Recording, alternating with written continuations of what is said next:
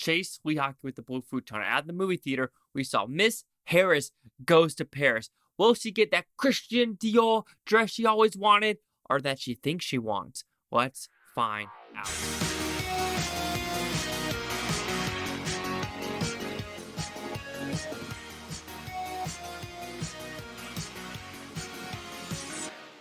So Miss Harris Goes to Paris. What's it about? It's a very simple premise, actually. There's a lady who's a widow for the past 14 years, and she's a queenie lady. She gambles a little bit here and there with sports, dog races, everything like that. But during one of her queenie visits, she sees a gorgeous Christian Dior, if I'm saying that right, anyway, dress. She's like, I gotta get one of these dresses. And they're made in Paris, specifically for clients who are willing to go there and get measured for exclusivity. Will she get the dress? What kind of dress? Will she start a revolution or a strike to get these dresses around the world? Let's find out. So did I like the movie? I thought it was a cute and fun little movie for the 90 minutes I was in the theater. So with that, I'll give the negatives of the movie first.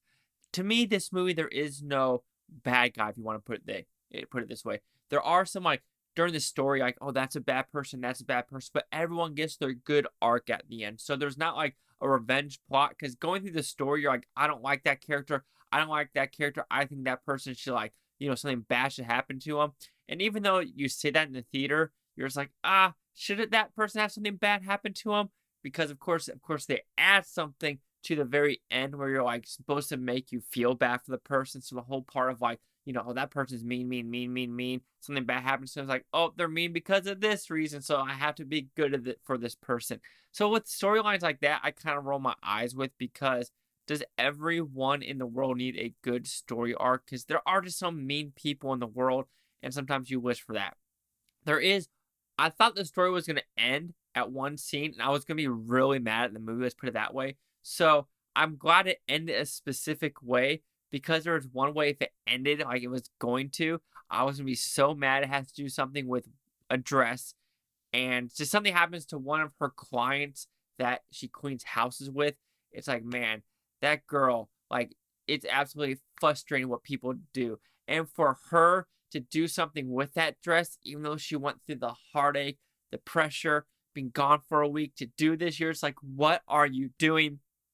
Sometimes there are too nice of people in the world, and you just got to be like, step back and be like, no, I went through the struggle.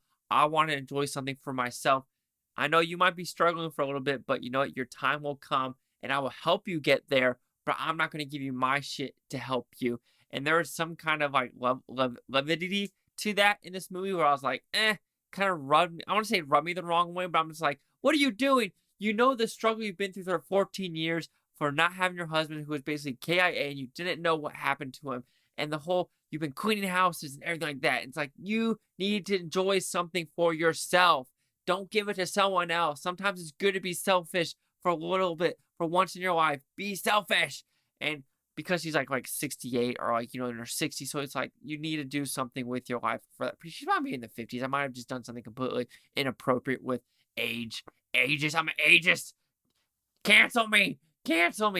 But like I said, it's a cute movie. And that's what I have to say for the negatives, in my opinion, is just everyone has a positive arc, which that's fine and all.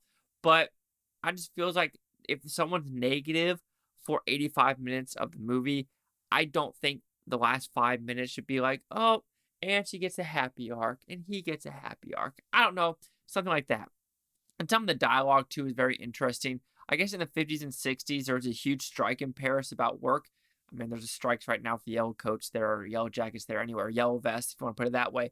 But I do think there was some dialogue that was a little bit cringy, or it's like, that doesn't make sense. And then the whole scenario of starting this strike in this area, I don't know if this is based on true event or based on true story about Dior getting out to the public, for getting rid of exclusivity, from just being in Paris, trying to get to all ordinary people. So I don't know if that part is real, but I did like everything else in the movie. The acting's great. The story is just so cute, so like overwhelming. I really got randomly emotional in this movie. Like, it was just so awkward. I don't know why I did. I think I know why, because like, personal reasons. But there's a scene in the story where she finally gets to see all these like 69 or like 87, 89 dresses, and just her happiness of like just being a normal person, not being like with these rich cats in Paris that these dresses are made for someone who always saved up 500 quids or 500 pounds to get this dress. And it actually made a lot of the people in the background happy because instead of dealing with snobby bitches and snobby people throughout their entire lives and showing these dresses to, there's a normal person who saved up money for X amount of time who's willing to, get the dress she wants. And I think people in the background was refreshing of like, you know what? Maybe this should be for everyone else. And that storyline was really cute and sweet. And then showing the dresses of her being happy. Like, I don't know. Something about it, like, it hit a nerve of like happiness and it made me like very emotional. Kind of like, it's not like the snobby like bridezillas of Say Yes to the Dress, but if you do like Say Yes to the Dress, you're gonna like this show. But this is just something about like someone who struggled their whole life, waiting for the love to come home from war for 14 years, and she wants to enjoy something, and all she wants is this beautiful dress to show off to the world that like I look gorgeous and something like that. It was very emotional. It's very cute. It is a good story, good message. Like live your dreams. It's okay to splurge on yourself if you've been working so hard for 10, 14 years. There's nothing wrong of saying, I want to look good in that dress. God damn it. I want to look good in that tux. God dang it. I just want that one thing for a reason. And I do think this is a solid movie for that.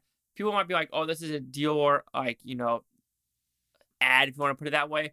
I would disagree just because it's kind of in the background. They could have chose Gucci. They could have chose Louis Vuitton. They could have chose any of these Hugo Boss. Okay, maybe not Hugo Boss because it's Nazi uniforms, but they could have chose many other companies to do it. And that's why I'm like, is this based on a true story or whatever? But overall, I think Miss Harris Goes to Paris is a fantastic film. It warms your heart. It's cute. It's gorgeous. So Miss Harris Goes to Paris will receive a 4.5 out of 5 Futons, which equals that 90%. So see the Crick Shoe Scores gave this one. Okay, so we're all in agreement with this one. 93% critics, 89 of them. Audience score at 97% with over 100. Here's critic consensus. Led by a luminous Lesley Manfield, Miss Harris Goes to Paris is a good old-fashioned story, charmingly told. I have to agree, this one came out of nowhere for me. I was expecting Marcel, the shell with the shoes, to go to the theater near me. But no, it was Miss Harris Goes to Paris. And I went 90 minutes worth my time. 90, 93, 97. Chase Dog with the Blue Futon. Like, comment, subscribe. Let me know what you think is Booftonian. You Booftonians. Thank you for watching. Have a great day. Peace and love. Peace and love to every single one of you. Like I said, if you just want a good, heartwarming message, maybe not go to Paris because it seems like some of the Paris people are snobby. French people seem a little snobby. In Paris, at least. Chamonix, France, they were very friendly.